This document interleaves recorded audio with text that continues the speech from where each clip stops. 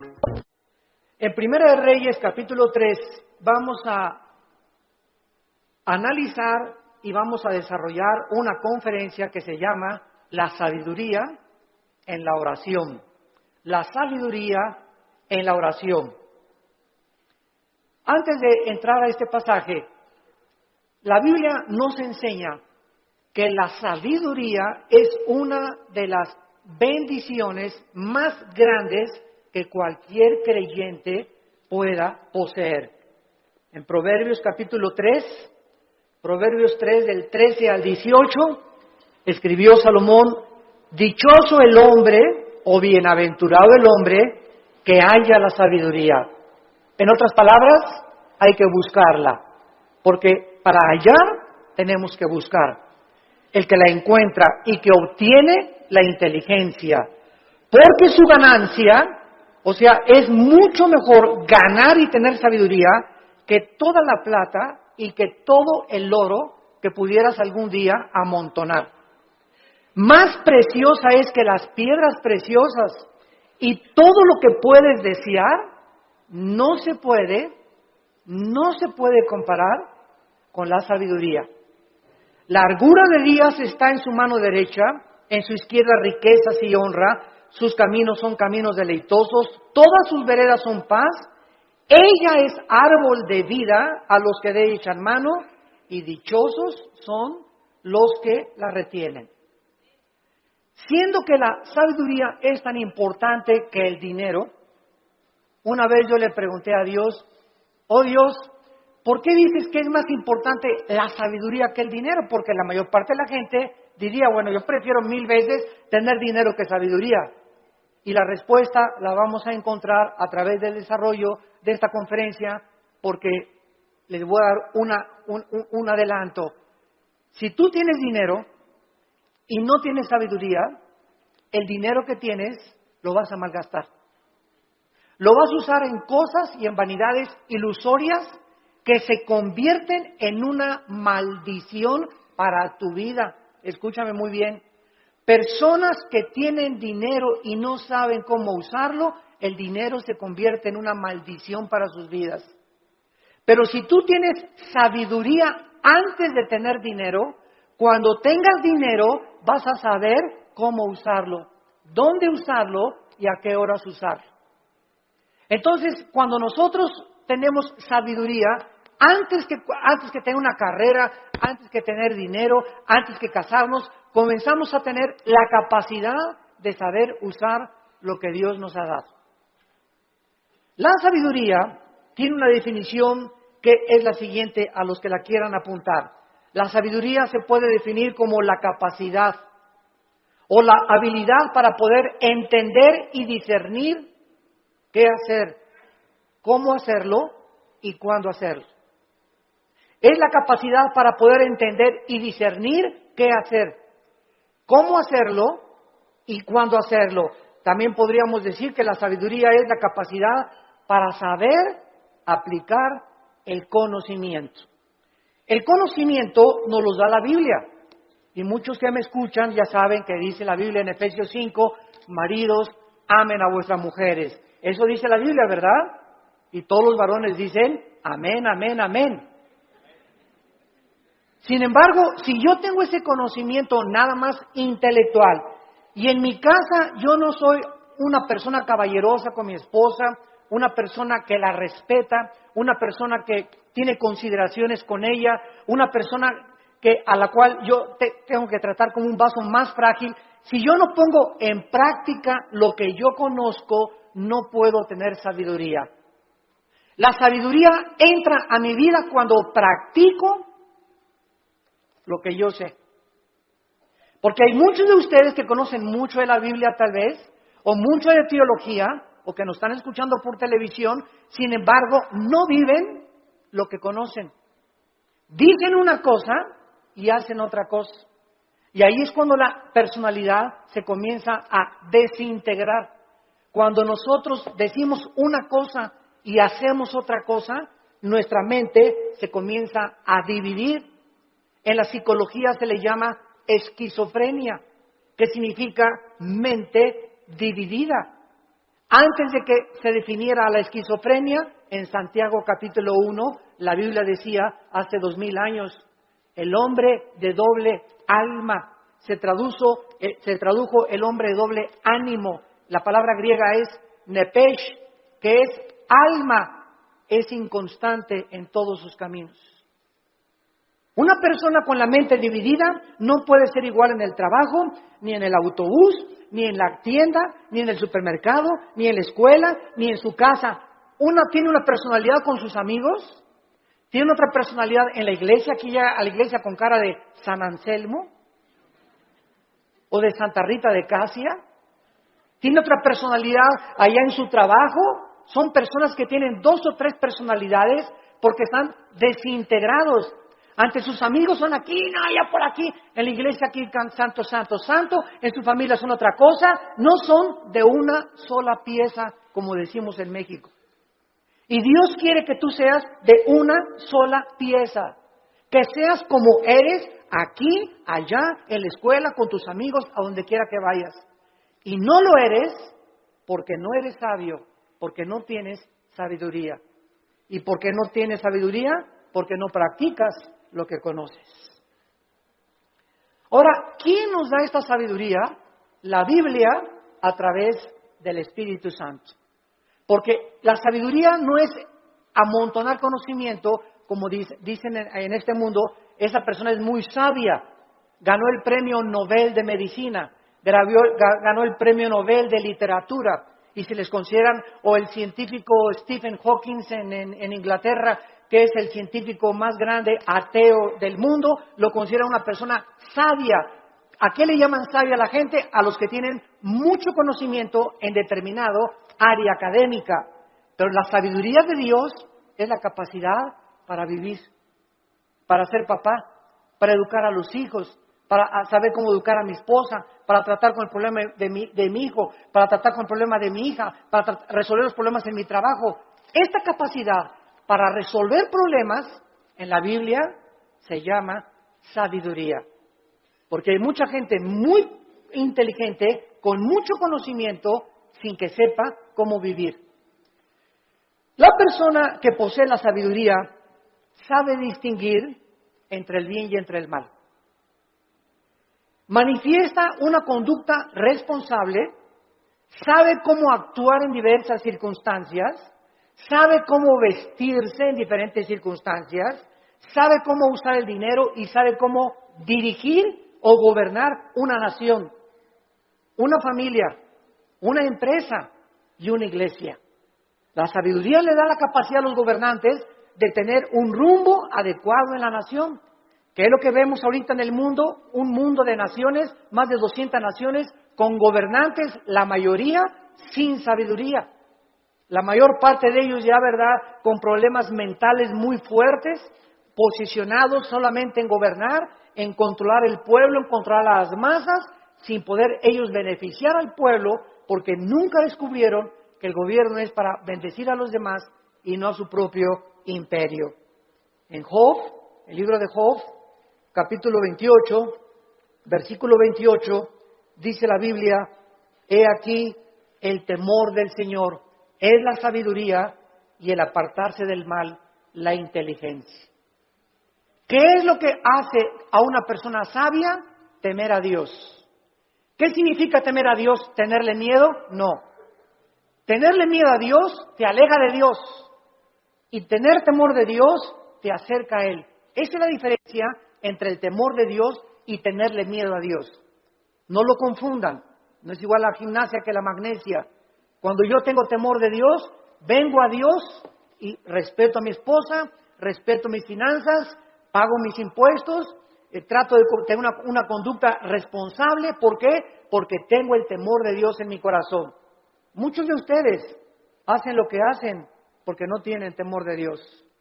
Muchos de ustedes, cuando nadie los ve, cuando están jóvenes, se besan, se abrazan, abusan de las caricias y se dicen cristianos. ¿Por qué lo hacen? Porque no tienen temor de Dios. Muchos varones viajan y cuando se meten a un hotel, no está la esposa, no hay nadie, alquilan una película pornográfica. ¿Por qué lo hacen? Porque creen que nadie los ve. Pero cuando tú tienes conciencia de que Dios te ve, no harías las cosas que tú haces si tuvieras el temor de Dios. Esta es la razón por la cual Salomón, regresamos ahora a nuestro pasaje, estaba preocupado por ser un rey sabio. Era joven, acababa de consolidar su poder, acababa de sofocar una rebelión interna de gobierno de su hermano Adonías, eliminando a sus enemigos. Y la nación de Israel se encontraba ahora perfectamente unificada por un liderazgo que era él, y había paz por todos lados. Su padre David acababa de morir y él estaba ahora sentado en el trono. Y Salomón, cuando está sentado en el trono, sintiendo su inmadurez, su incapacidad y su falta de experiencia, le pide a Dios sabiduría para poder discernir y poder gobernar a un pueblo tan grande. ¿Qué es lo que nosotros debemos hacer también cuando muchos de ustedes, jóvenes que me escuchan, se casan a los 23 años? Te casas, chamaca, a los 18 años, tal vez porque te embarazaste antes, o te casas a los 20 años de edad. Dices, ¿verdad? Dios mío, tengo 23 años y estoy casado. Y ahora tengo que trabajar y voy a tener que tener sabiduría para educar a mi esposa, para saber qué empleo poder tener, para saber cómo educar a mis hijos. Dios mío, reconozco mi incapacidad. Señor, reconozco mi inmadurez. Oh, Dios mío, ayúdame. Y cuando nosotros tenemos esa actitud de reconocer, Padre, ahora mi negocio creció, las iglesias crecieron, ahora tengo más hijos.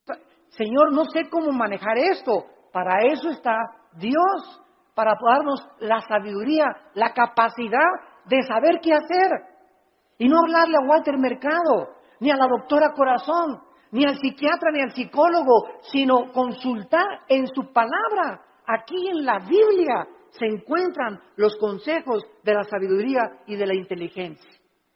Esto es lo que Salomón adquirió cuando se sentó. Y vamos ahora a darle lectura al primer capítulo del primer libro de los Reyes, capítulo 3. Y vamos a ver, en primer lugar, algunas cosas que nos comienzan a vislumbrar el corazón de Salomón antes de entrar en el tema principal de la conferencia. Veamos en primer lugar en el versículo 1 el compromiso político y diplomático que Salomón comenzó a ejercer. Salomón hizo parentesco con Faraón, rey de Egipto, pues tomó la hija de Faraón y la trajo a la ciudad de David. Entre tanto que acababa de edificar su casa y la casa de Jehová y los muros de Jerusalén alrededor.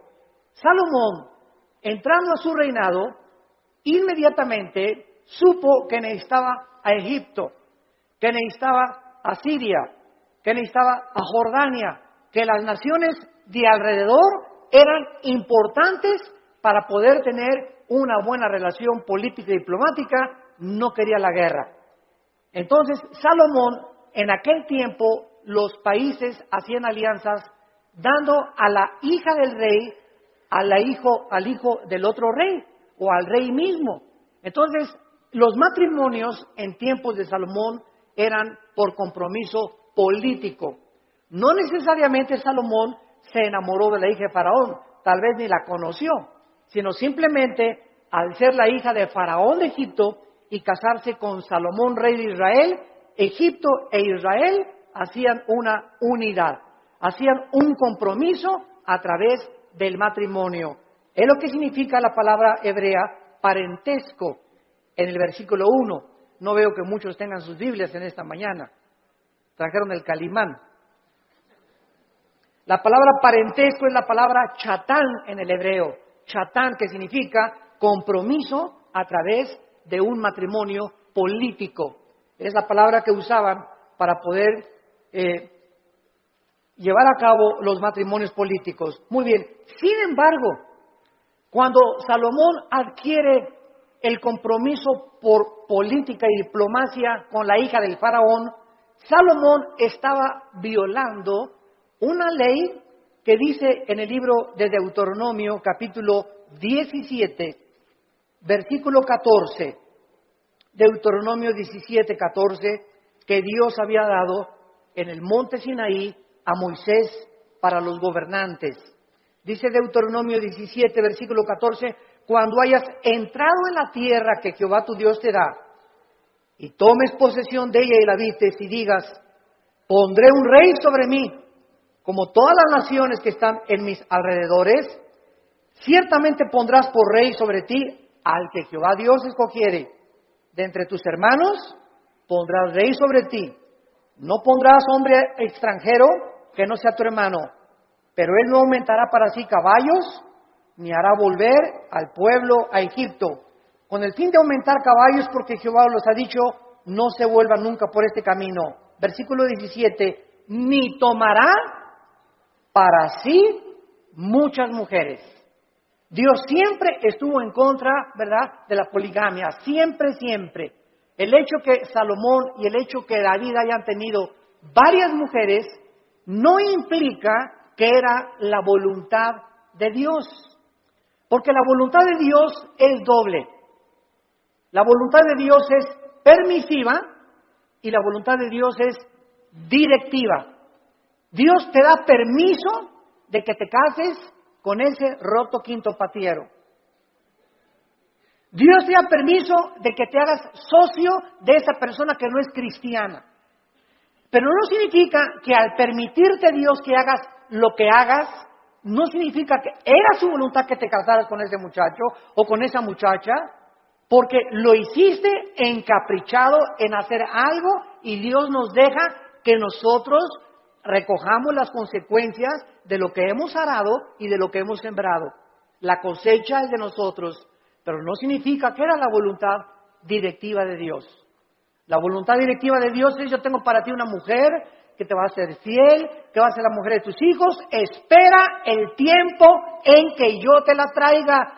Si tú te impacientas, te casas con la equivocada y te va como infierno. Y después cuando te cases, pues es que Dios, si hubiera querido, hubiera impedido que me casara con Chencho. ¿Sabes una cosa? Dios te dejó que te casaras con Chencho y claro que lo podía impedir, pero si lo hubiera impedido, hubiera violado tu libertad, el libre albedrío. Y ya no seríamos, ¿verdad?, personas, agentes morales, seríamos robots y seríamos títeres de un Dios que Él hace lo que Él quiere. Y Él nos ha dado el libre albedrío para que seamos responsables de las decisiones y las consecuencias que las decisiones que hagamos vamos a recoger.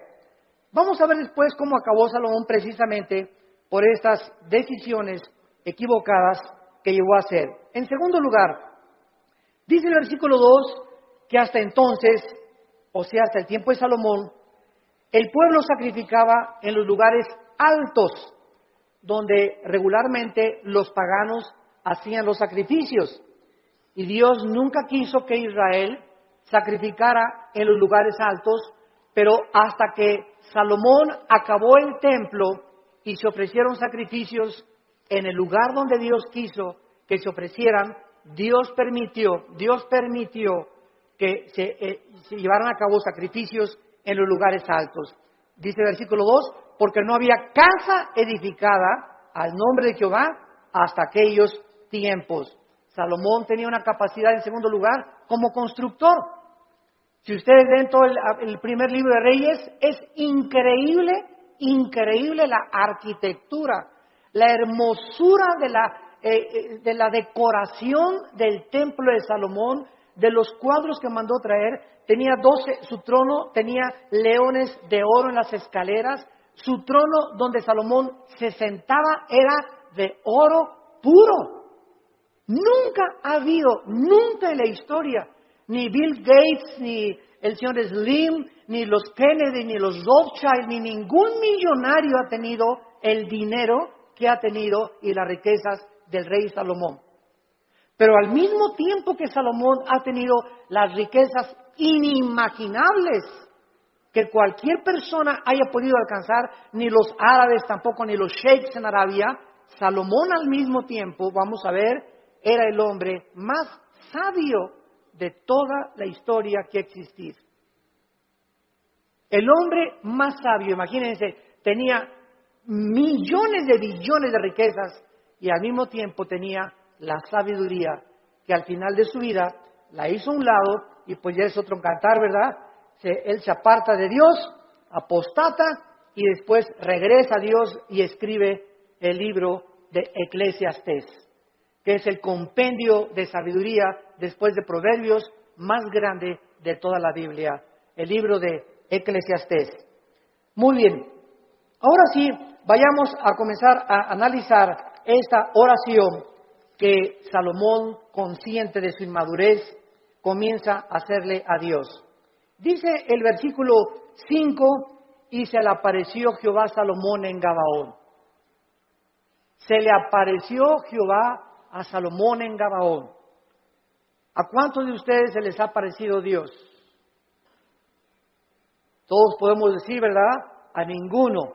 Pero esto es una verdad parcial, porque cada vez que hables la Biblia, se te aparece Dios. Ya no tenemos manifestaciones visibles de Dios, ni audibles, como en los tiempos antes en el Antiguo Testamento. Pero ahora nadie puede decir, bueno, si a mí se me aparecía Dios, ¿sabes una cosa? Ahora no solamente se le apareció Dios para decirle algunas cosas, sino que ahora tenemos todo el consejo de Dios en la Biblia. Todo lo que Dios tenga para decirnos ya se encuentra en la Biblia. Después de la Biblia no hay nada más que Dios nos tenga que decir. Por eso la Biblia es un libro sellado. El que le agregue algo a estas palabras o el que le quite algo a estas palabras, dice Apocalipsis capítulo 22, las maldiciones de este libro caerán sobre esa persona. Por eso cuando hoy oímos, ¿verdad?, que tantas cosas de profecías, y el Señor me dijo que iba a entrar una muchacha con vestido verde y vas a casar con ella.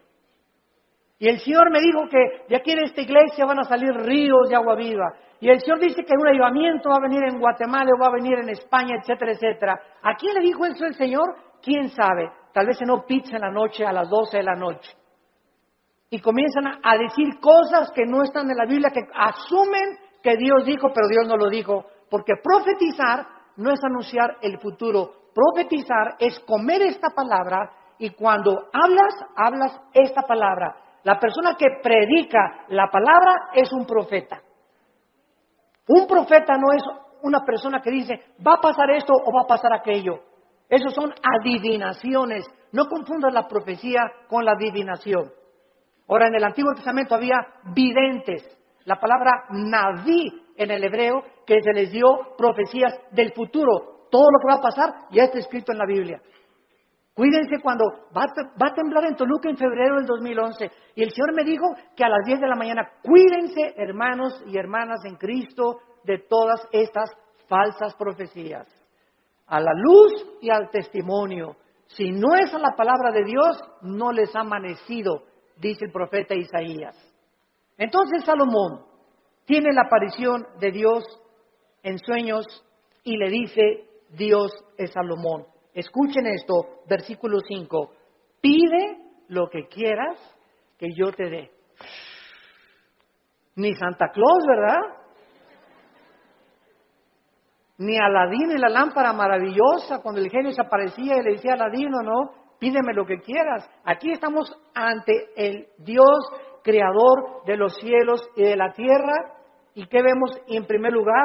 Una invitación de Dios que Él nos hace, no solamente a Salomón, sino también a nosotros en el Nuevo Testamento. Clama a mí y te responderé, dice Jeremías 33:3.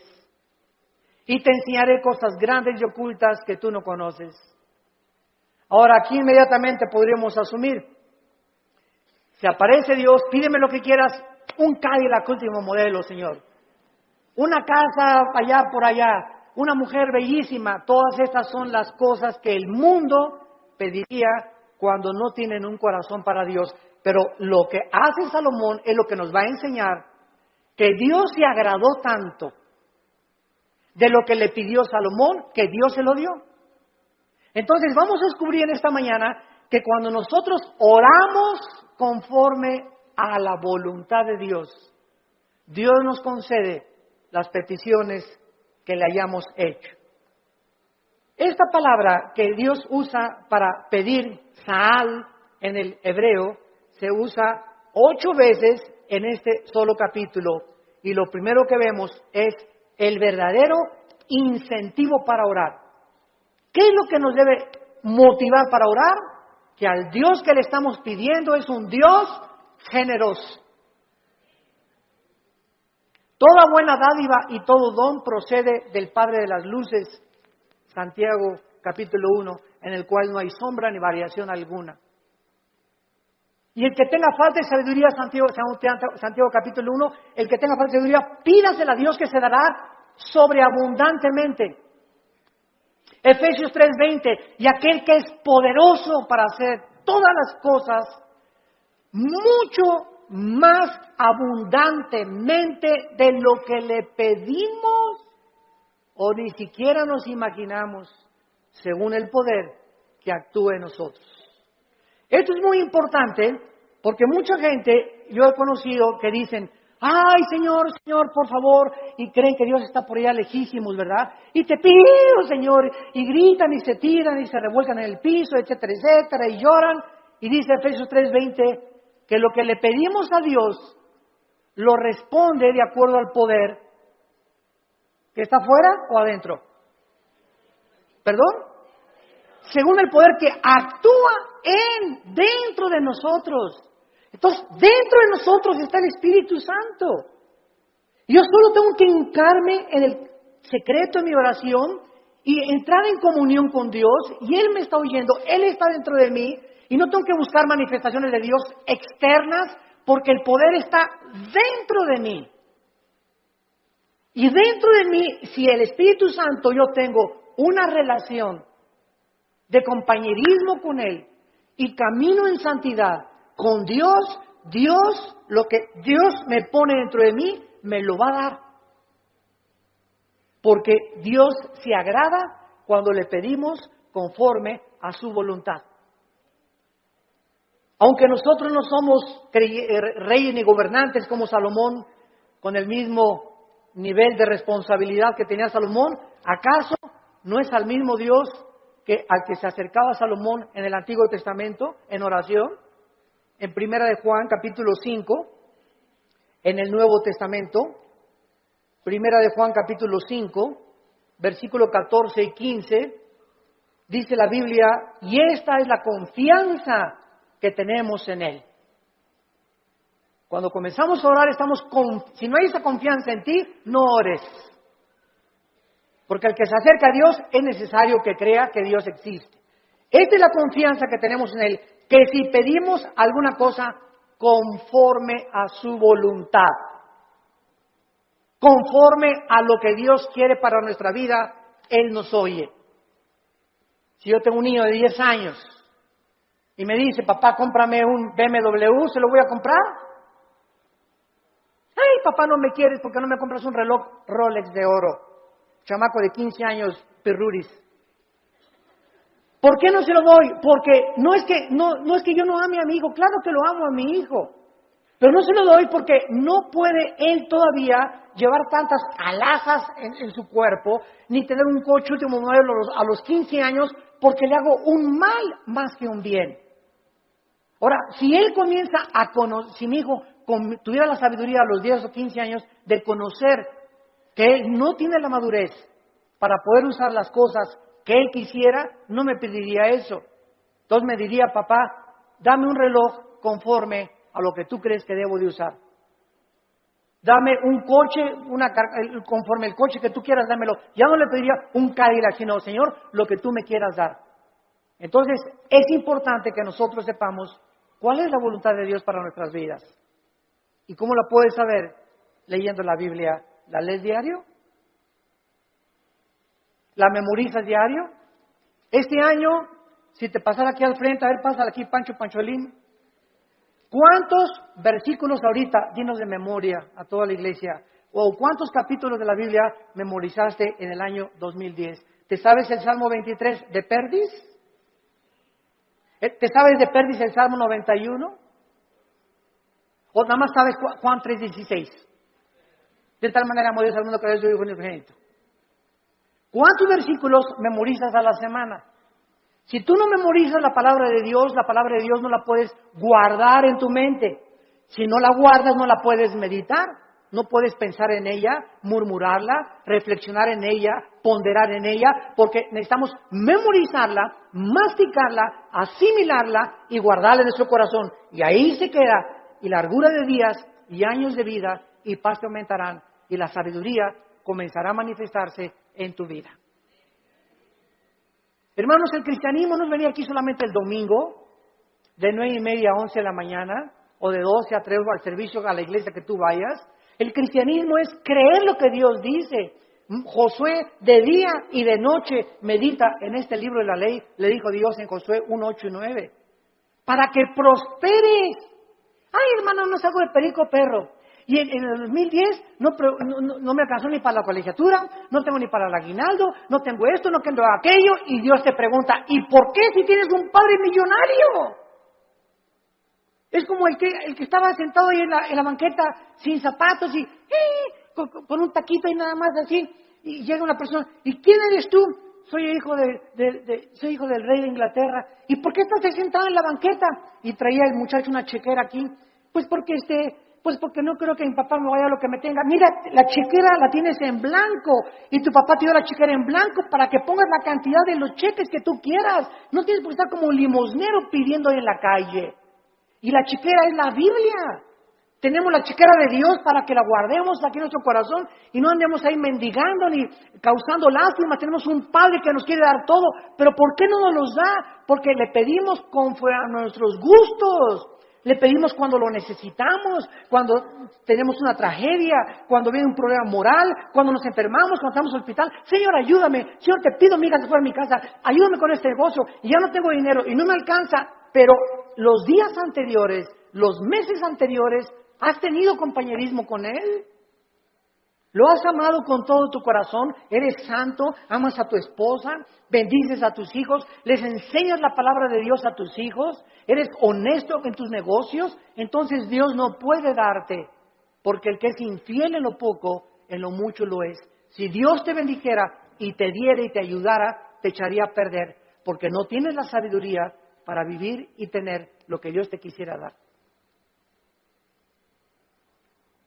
Reflexionen y mediten en esto profundamente, santos de Dios.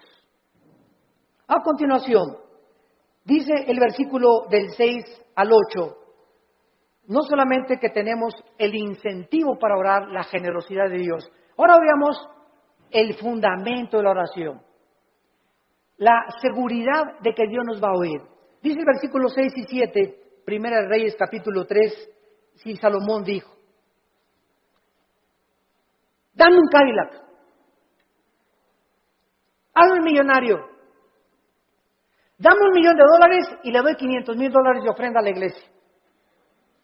Es la oración de casi todos los cristianos. Bendíceme, Señor, si me das 5 millones de pesos, te prometo que le doy 3 millones de pesos a la iglesia. ¿Sabes una cosa? ¿Cuánto tienes ahorita en el bolsillo? Pues ahí tengo como unos 5,000 pesos. Primero sé fiel con los 5,000 pesos, haz que me pidas 5 millones de pesos. Y si no has sido fiel con lo poquito que te he dado, tampoco lo vas a hacer cuando yo te lo dé. A mí no me ves la cara, dice el Señor. Dios no puede ser burlado. Entonces tenemos que entender eso, ¿verdad? Vean ustedes ahora, cuando Dios le dice a Salomón, pídeme lo que quieras, ¿por qué Dios le concedió a Salomón lo que le concedió? Salomón le contestó, en primer lugar, tú hiciste gran misericordia a tu siervo David, mi padre. En primer lugar, recuerda, antes que nada, antes de pedirle, recuerda lo que él había hecho con su padre anteriormente. Dice a continuación, porque él anduvo delante de ti en verdad, en justicia y con rectitud de corazón para contigo. En segundo lugar, recuerda que su padre recibió de Dios lo que recibió porque David anduvo en integridad. ¿Qué es integridad? Hacer lo que nosotros decimos. Vivir lo que nosotros predicamos. Si tú predicas una cosa y vives otra cosa, no eres una persona integral, íntegro.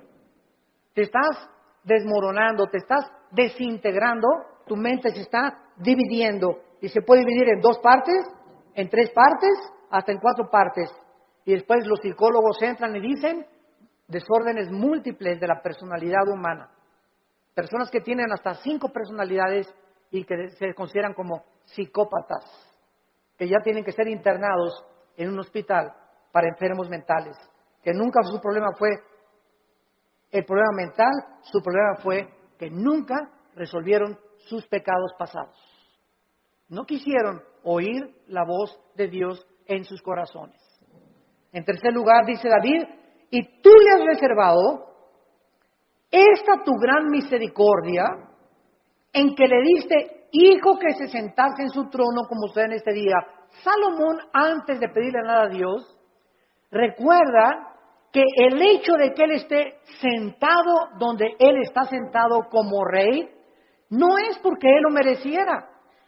Era inmaduro, no había hecho nada para Dios, estaba construyendo apenas el templo, sino que Salomón dice, yo estoy como estoy y yo estoy como rey de Israel porque tú hiciste un pacto con mi papá. Y por la misericordia que le tuviste a mi papá, yo estoy sentado aquí. Yo no merezco estar sentado aquí.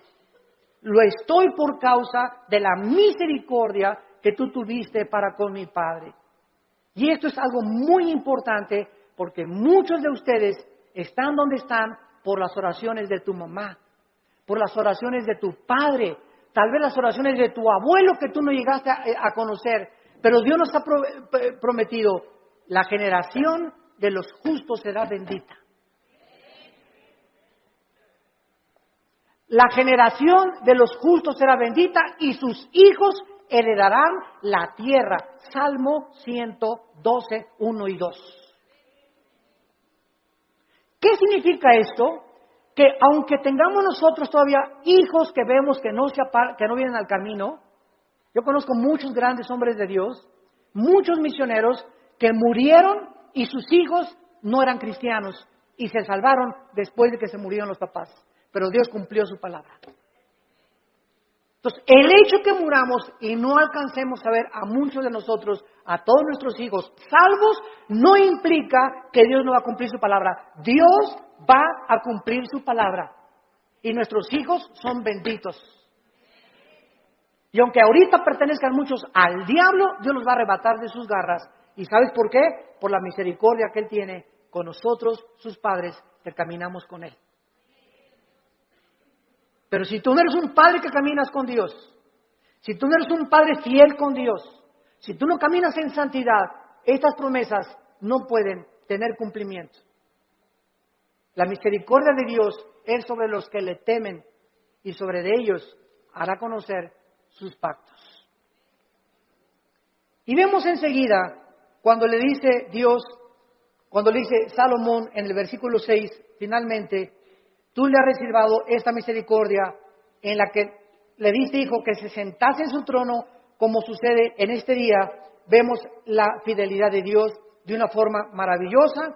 Y dice la Biblia en el versículo 7, ahora pues, Jehová Dios mío, o sea, habiendo reconocido Salomón la misericordia que Dios tuvo para con su padre, y el hecho que él esté donde está, que lo hacía indigno, tú me has puesto a mí, tu siervo, por rey en lugar de a mí, padre, y yo soy joven, y no sé cómo entrar ni salir, y tu siervo está en medio de tu pueblo, al cual tú escogiste, un pueblo grande que no se puede contar, ni tampoco enumerar. Salomón finalmente comienza a orar porque al recordar la misericordia con su padre, sabe que lo que Dios dice lo cumple. ¿Qué hace que nosotros oremos? La fidelidad de Dios. Dice en Efesios 3:20, y aquel que es poderoso para hacer las cosas mucho más abundantemente. Tú le pides a Dios algo, lo que Él te va a contestar es mucho más allá de lo que tú te imaginaste que te iba a contestar. Yo recuerdo, les conté hace algún tiempo, en 1977-78, yo comencé a entrar al ministerio de tiempo completo. Yo trabajaba en un hotel en Acapulco, el hotel que es ahora el Emporio Preway Continental, estaba de gerente general del hotel. Y cuando entro en el 77-78, me fui de misionero con unos misioneros norteamericanos, nos llevaron a la Sierra de Guerrero con la frontera con Oaxaca, Coajiquinapa, la Costa Chica, la Costa Grande. Todo eso anduve 3 años de misionero.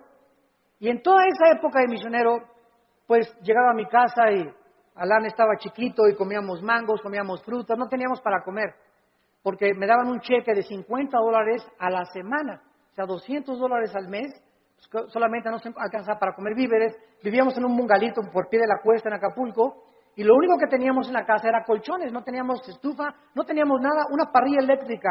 Ahí cocinábamos el pescado que yo iba a pescar, ¿verdad?, al mar.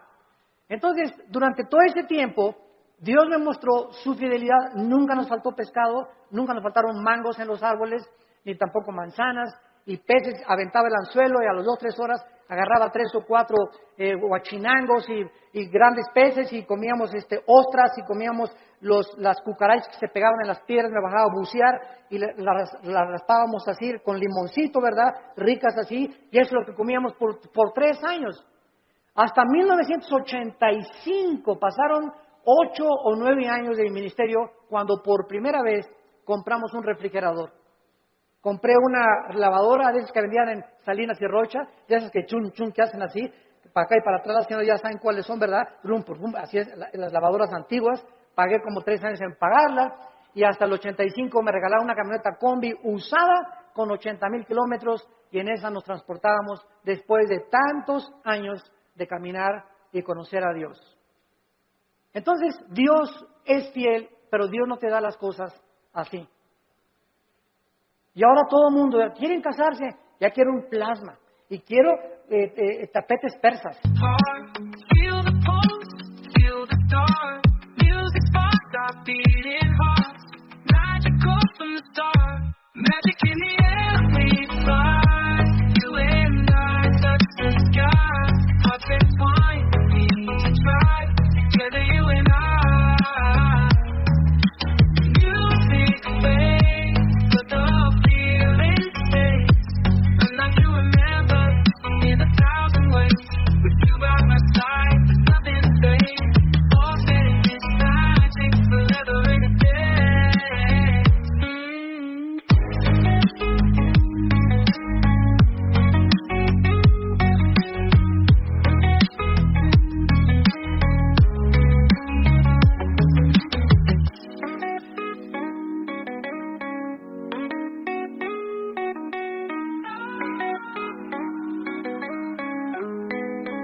Y cortinas que vengan de España, y cuadros así, y quiero un coche último modelo, y ya todo mundo ahorita es una ambición, pastores que ya quieren una iglesia grande, ya quieren 500 personas, etcétera, etcétera, cuando no saben que irá andando y llorando el que lleva la preciosa semilla, y regresará con gozo trayendo las gavillas.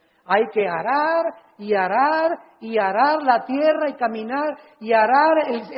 El ranchero va rompiendo la tierra, y primero aras, primero rompes, sudas lo que tú estás haciendo, y después ya vienes y siembras la semilla, y después viene la tercera fase, que es la cosecha. Tenemos que arar, tenemos que sembrar y tenemos que cosechar. Pero si tú no trabajas, si tú no aras y no siembras, ¿por qué esperas recoger? Entonces tú no vas a recoger nunca en la vida lo que nunca has sembrado, en lo que nunca has trabajado. ¿Quiénes son los que poblan las cárceles? Almoloya, el reclusorio, personas que creyeron que sin trabajar, sino quitándole el dinero o vendiendo algo rápido, droga, podían obtener ganancias inmediatas, y tarde o temprano acaban en esas cárceles.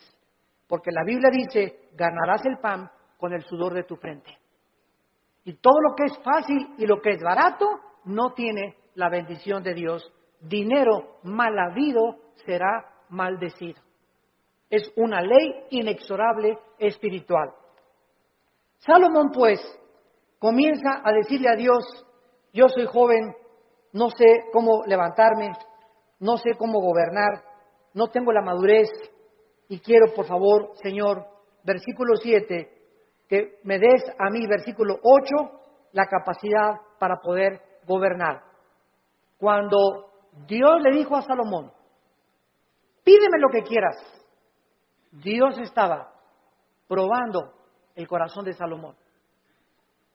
Y cuando venimos en oración y le pedimos a Dios, de la abundancia de las palabras, de la abundancia del corazón, habla la boca.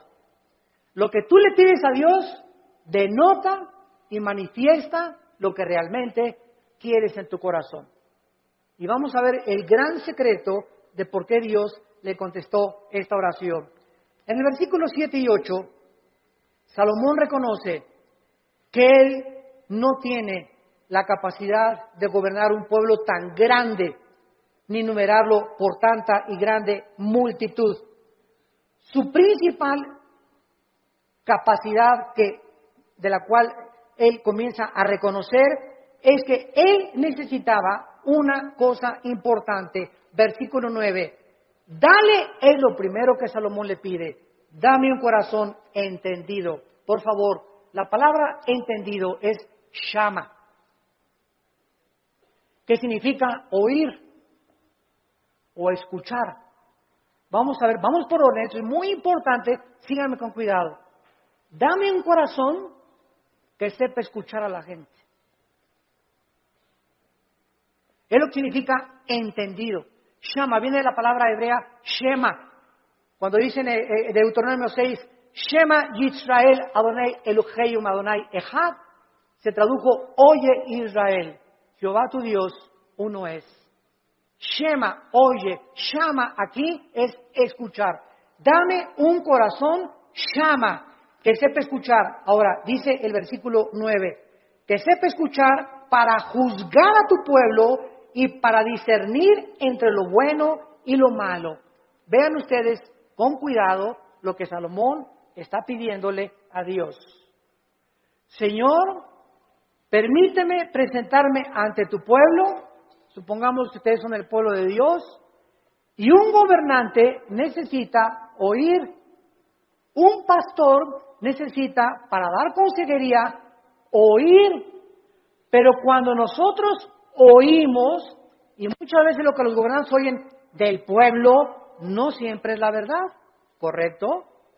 Porque ve una señora, y mi esposa esto y el otro, y bla, bla, bla, bla, y bla, bla, bla, bla, y el pastor o el cristiano que oye a la esposa y asume que la esposa tiene razón sin haber oído la otra parte, al esposo es una persona sin inteligencia ni tampoco discernimiento.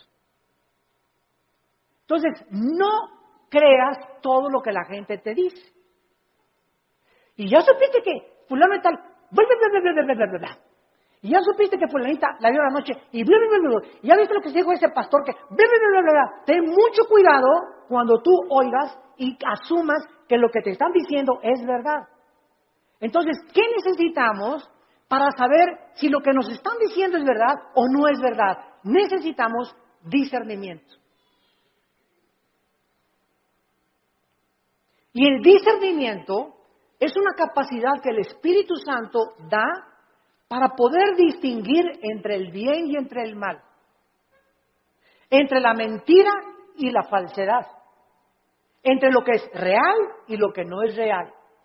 Y esta capacidad no la da ningún libro, ninguna escuela, ningún seminario, la da Dios. A los que han aprendido antes escucharlo a Él. Cuando tú vienes a la Biblia, ¿a quién estás oyendo? A Dios. Y tu contacto con la Biblia es diario, la lees y la memorizas y la guardas y la lees en la mañana y antes de acostarte y estás en contacto con la Biblia. Entonces, al estar oyendo a Dios, automáticamente el Espíritu Santo, la palabra de Dios la convierte en discernimiento. Y tú comienzas a manifestar una capacidad en la vida para que cuando estés escuchando algo tengas el juicio adecuado para juzgar. Hasta nuestros hijos. Llega Pepito, papito, pues son mustios los chamacos, ¿verdad? Pegó, y no es cierto que le pegó, sino que él viene así porque él le pegó al otro. Pero son expertos los niños en venir y culpar al otro hermanito antes de que sepan que él fue el culpable y le pegan a él. Entonces viene corriendo y cuando el papá ya sabe, espérame, ya te conozco, mijito, ¿verdad? Ya sé, ¿verdad? Y le hablas al otro hermanito y ya sabes que lo que te quiere es chantajear.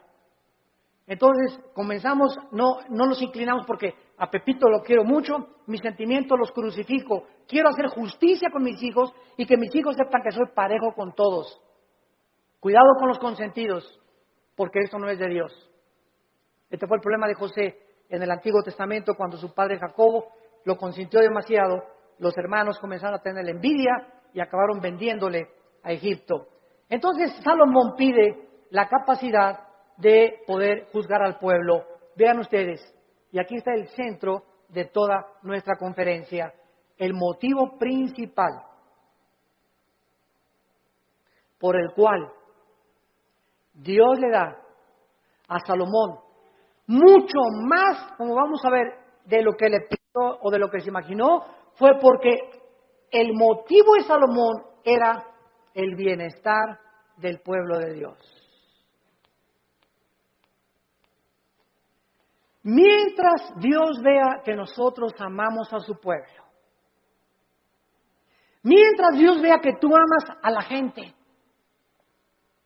que tú amas a tus hermanos en Cristo, porque si no amas a tus hermanos en Cristo, ¿qué vas a acabar amando al vecino?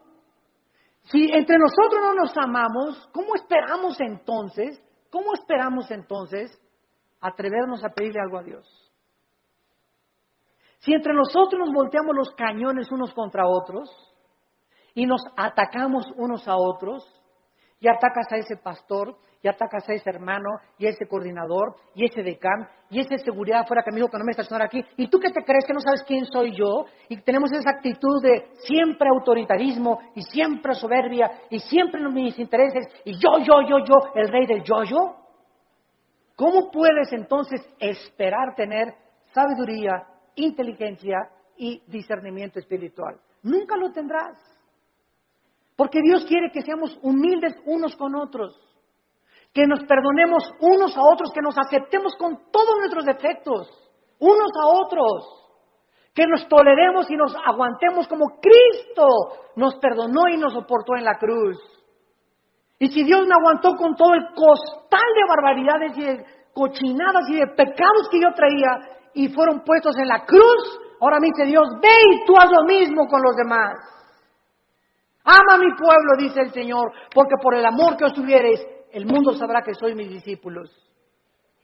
Pero si estamos entre nosotros con celos y envidias y críticas y calumnias y maldiciones y este y el otro y por aquí y por allá, es un pueblo carnal. Son los que se van a quedar en el desierto, nunca van a entrar a Canaán, nunca tendrán la bendición, nunca tendrán respuesta a sus oraciones, porque nunca quisieron morir a sí mismos. Nunca tendrán sabiduría. Navegarán siempre por diferentes aguas, como veletas en la vida, llevados por todos vientos de doctrina. Nunca tendrán el timón en sus manos, subir a su barco nunca tendrá curso, siempre irá donde va el viento. Como veletas, como veleros, sin un motor, sin sabiduría, sin convicciones, porque nunca amaron al pueblo de Dios. Amados, amémonos unos a otros. En 1 Corintios, en el Nuevo Testamento, para terminar, capítulo 12, ¿qué encontramos en Corintios 12, 13 y 14? 3 capítulos dedicados a los dones espirituales. El capítulo 12 pone el cimiento de los dones. El capítulo 14 explica qué son las lenguas. Y el capítulo 14 nos dice claramente, ¿verdad? El 14 nos dice que son las lenguas y el 13 nos dice qué es realmente lo que más le importa a Dios. El amor. Pero vean ustedes en 1 Corintios 12, versículo 4 al 7, la congruencia y la consistencia de la verdad de la Biblia. 1 Corintios 12, 4. Ahora bien, hay diversidad de dones, pero el Espíritu es el mismo. Hay diversidad de ministerios. Come to mend. In the silence we transcend. Every story etched in stars leads us back to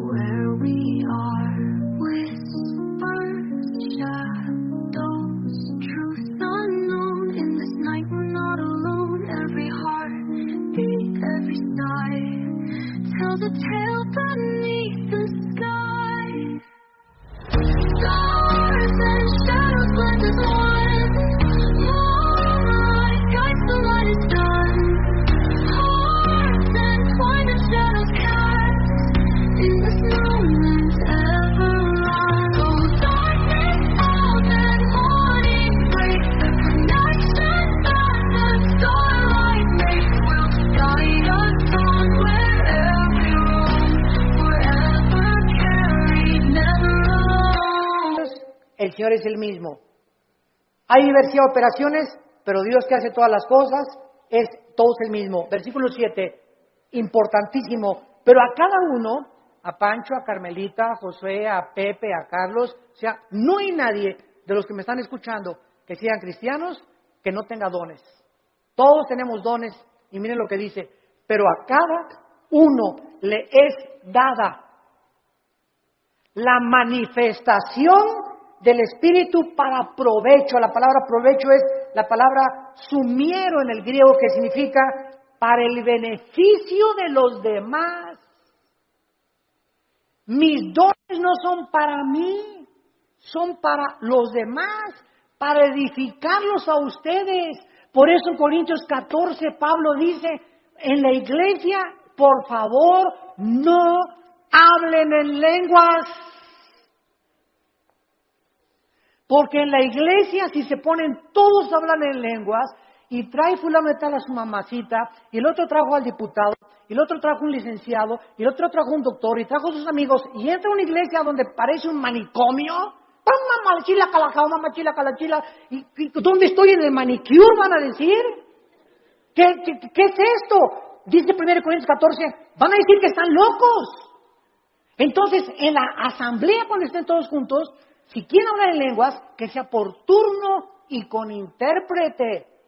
Y si no hay intérprete, cállate. Y no estés ahí en la iglesia, saca la bazuca con las lenguas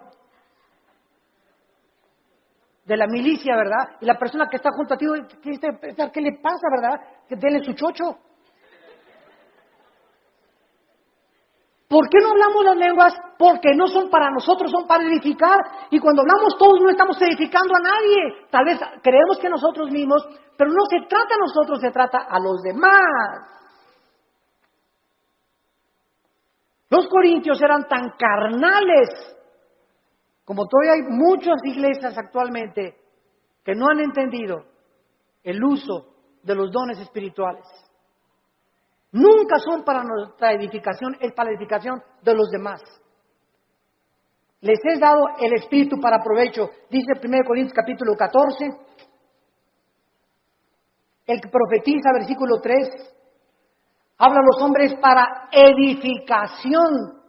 Versículo 4, el que habla en lengua extraña, así nos edifica, pero el que profetiza edifica a la iglesia.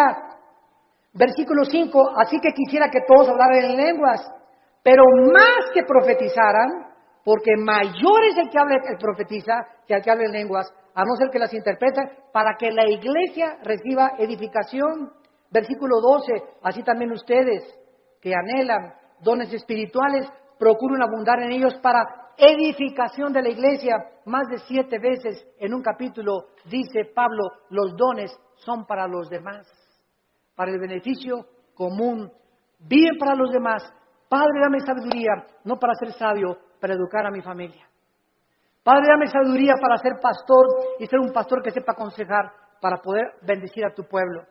Padre, dame propiedades o dame bienes materiales conforme a ti para edificar a tu pueblo. No nos interesa para mí, para edificar a tu pueblo. Cuando nosotros tenemos en el corazón el pueblo de Dios, Dios bendice sobreabundantemente. Porque nadie vive para sí mismo, vivimos para los demás. Y el secreto de la felicidad, como les decía ayer en el desayuno, es vivir para los demás. Ahí se encuentra el secreto de la felicidad. Tu casa es úsala para la gloria de Dios. Tu coche, úsalo para transportar hermanos, úsalo para el reino de Dios. Tu dinero, úsalo para el reino de Dios. Dios no está en contra que tengas ahorros ni que tengas dinero, pero no ahorres más de lo debido, no seas más avaro, no tengas más propiedades de las debidas, porque te conviertes en persona avariciosa. Estás guardando ya de más y mañana te vas a petatear. Mañana cuelgas los tenis, como dicen los jóvenes. Mañana partimos tal vez a casa. Y lo que has hecho, ¿para quién se le quedó cuando se pudo usar para la gloria de Dios? Cuando tenemos ya esa visión, Dios nos comienza a derramar abundantemente todas aquellas cosas que Él anhela, porque Él busca instrumentos a través de los cuales Él pueda canalizar su gracia y sus bendiciones para los demás. Abraham, desde el principio de la Biblia, Abraham, te voy a bendecir para que tú seas bendición a las naciones. Todo lo que Dios nos da no es para echarle aquí y aquí y aquí. Dios me da para darlo. Dios me da para darlo. Si Dios me da y lo sigo guardando y no lo saco, me va a romper las bolsas y lo que tengo no lo voy a aprovechar. Y entonces el diablo viene, como dice Malaquías 3, el devorador, y se lleva aquello que le pertenecía a Dios. Nos comienza a robar lo que le pertenecía a Dios, porque no hemos entendido que la sabiduría es para bendecir al pueblo de Dios. Gracias por tu palabra, Señor, en esta mañana. Te damos gracias, Señor, porque eres inmensamente generoso y bueno para con todo tu pueblo. De tal manera nos has amado que diste a tu Hijo, y si a tu Hijo lo sacrificaste, ¿cómo no nos darás todas las cosas si nosotros te las pedimos?